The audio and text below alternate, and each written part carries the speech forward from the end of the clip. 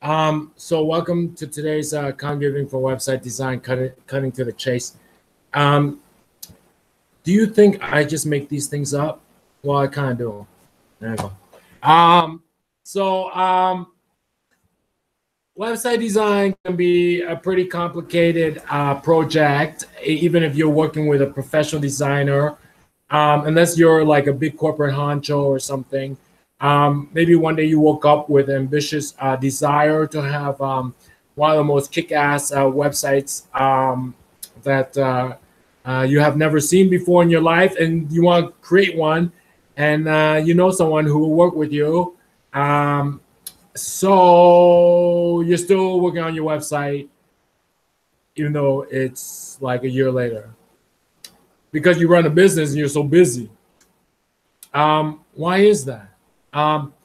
It's because I want you to adopt what I'm going to say in terms of website design, maybe in terms of every type of marketing form of communication you do. Okay, so in classical, well, is it classical? No, I think it's in e-commerce. It's in the new marketing. In classical marketing, they used to call it the customer journey. Classical marketing, before internet, when they just had like flyers and magazines and TV commercials and radio commercials, they called it the customer journey. And it was called the customer journey because it was flat, 2 feet on the earth, and the customer had to walk to your store, hence the customer journey. Now with e-process and e-commerce, they call it a funnel, right? So I took a funnel from my kitchen. Boop, I brought it here. You like it? Want to see it again? So they call it a funnel, right? And I took a funnel from my kitchen.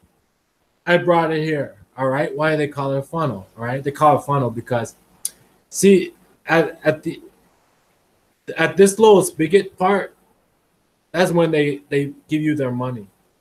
Right here is when they give you their money.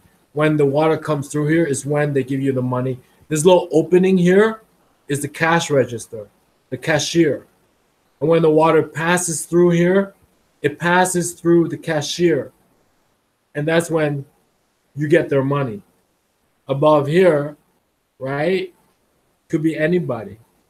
And even to get a better grasp of it, imagine up here, it's sort of like clouds, like gas. And it doesn't become water until the gas goes through the funnel, and then all the pressure, all the sales pressure, quote unquote sales pressure, condenses the gas into water. And you only get their money when the water passes through the opening, which is the cash register, the cashier, right? So up here, it's all gaseous. And then somehow you have to track the gas through here, and your sales pressure at various points condenses into water, which is really money. Customer giving you money, right? And they call it a funnel. So some e-commerce, and this happened with e-commerce. Some e-commerce, Jeff Bezos' company, Amazon, or Tony Hsieh's Zappos, right? There's no store. There's nothing. There's not even people. Like if you talk on a phone, it could be a phone sex operator. You don't know. It's not even real people wearing uniforms with name tags. You know what I mean? You walk into Walmart, there's a real person with a name tag and a uniform, and they have hairstyle and they have a face and everything. Talk to Tony Hsieh's Zappos, it could be a phone sex operator, right? Because it's Las Vegas, right? And in the morning, she sells you shoes. At night, she's a phone sex operator in Las Vegas. You don't know, right? E-commerce, right? So there's no place to go. There's nobody to talk to. So when they design their website, right, it has to do everything. It has to like do everything that traditional marketers use different things for. traditional marketers will have a store with a nice sign, a particular sign like the golden arches, right? And you go in, and the employees, they wear the uniform and they're clean and they look a certain way. That does something as well. It gives you an impression, right? But it's a store with people in it. And then there's on the street there's golden arches, right? So they accomplish what a website, what these e-commerce companies want to do with just a website. But they use real estate, they use employees and staff that you can see, right? Customer service people that you can see. They use like the aroma, they use like the decor, everything. They use different things that e-commerce websites only use a website for. All right. So if you're a small business or a small charity or social service, right, you don't necessarily need to be like Zappos or Amazon. You're more like traditional marketers, right? You rely more than just the website to give people an impression of what you do. You're more like McDonald's, less like e-commerce, or you're more like Walmart, less like Amazon. You understand?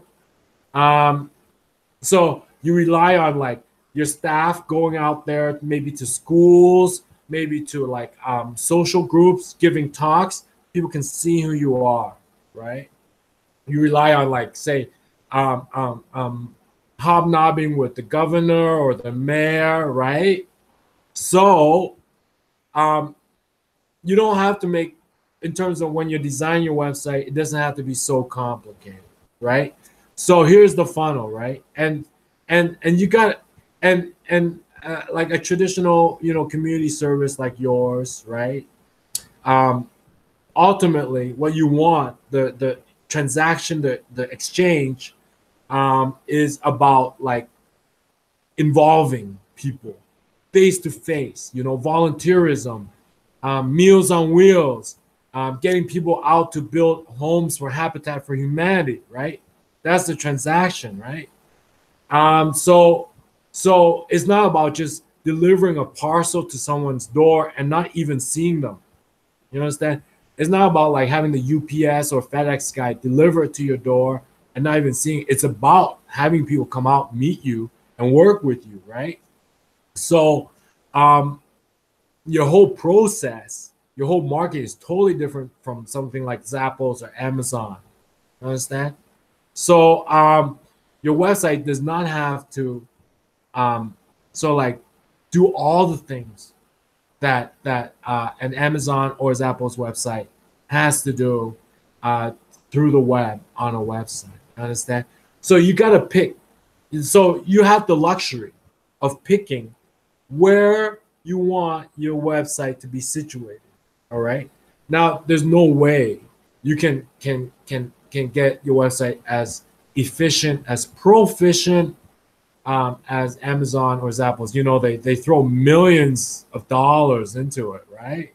Like looking at buttons and everything, millions of dollars. There's no way. You're a charity nonprofit. Come on, no way, right? So just pick. Maybe you can pick like you want your website to be like right here, right? And the rest of the time, your people are out on the sidewalk, like canvassing for volunteers, or you're making like TED Talks and stuff. So you don't need your website to be like from here to here. You just need it to be right here, right? And the rest of the time, it's you doing all the marketing, right? Or you can have your website right up here, right? And then the rest of the time, if they want to really commit to you or get involved, they can contact a real live person, right? See you at the mall with your stand, or see you on public access TV, or all over town, see your people all over town, right? So you just, instead of like Walmart or Amazon or Zappos, they want their website from here to here, right? and they spend millions in terms of design and art and psychology. Wondering, how can we make like sort of like pictures and words function like a real person, right? And technology, live chats, pictures and words function like a real person. Millions of dollars, no way you're ever gonna get there. No way. Even you're a hospital and you do that, the government will like audit you, because for a service like that is a total waste of money. Total waste of money, right? Because these heavy hitters spend millions, right? It's like you're a hospital. You're not Amazon. You understand? You will get audited, I swear to God. So that's a little bit of real life constraints. Also, you got to get things done in real life. So even for a small business, right? So pick where you want your website to be situated on the funnel. Maybe you want right out here at the point of sale, right? And the rest of the sale is like based on real people. Or you want right here and the rest of the close is based on real people. Or maybe you want in the middle, you know your business plan, your marketing plan. You can choose. That's how you keep your website design very simple. Like not simple, but like when you build a website, you don't go crazy. And you get a website up and running. You don't spend like years perfecting it, right? What Amazon, Zappos, or Walmart can do in like a month by throwing like 100 designers and psychologists and experts behind it. No way. You're government, even your hospital, university, you will get audited because they'll say we are not Amazon. All right. At the end of the day, we don't just deliver a shoe and never see them again. We want them here in the classroom or here in the hospital or volunteering out building homes. All right. We are not like that. There's no reason why you're spending millions of dollars on your website. All right. You will get audited. That's real life. Also, you want, get work done between 9 to 5, right? A website is not like make work project. It's got to be up and running and it's got to work. It's not just make work for some intern from 20 to 65. Oh, by the time they retire, they finish your website, all right? It's got to be up and running. That's how you can cut to the chase, all right? I'm going to put this funnel back in my kitchen. All right? Just remember funnel. Bye-bye. How's that for content? Woo! I said too much.